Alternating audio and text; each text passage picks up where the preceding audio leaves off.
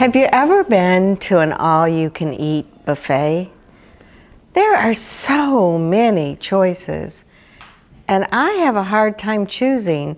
So what I usually do is I end up with a little bit of everything on my plate.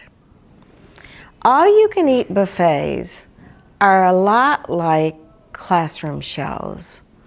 We have a tendency to give children too many choices. So here's an idea for you.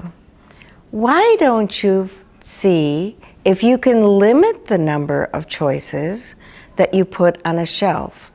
If you take a look at this shelf that I've curated, I've put just a few things in each hole. What that does is that allows children to see everything that's available to them. And when they can see everything that's available to them, they also know how to return the things to the shelf. Now, is it important that these items get in exactly the same place when they return it to the shelf? Perhaps not.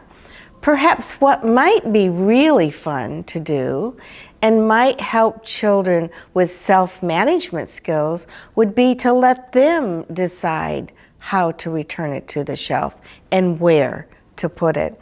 And so as you see here, there are few baskets and the materials and the objects are in clear sight. So try having children practice self-management skills through self-curation. That means putting less things on your shelf. Don't make it an all-you-can-eat buffet, and allowing children to return items to the shelf in whatever way they would like to curate it themselves.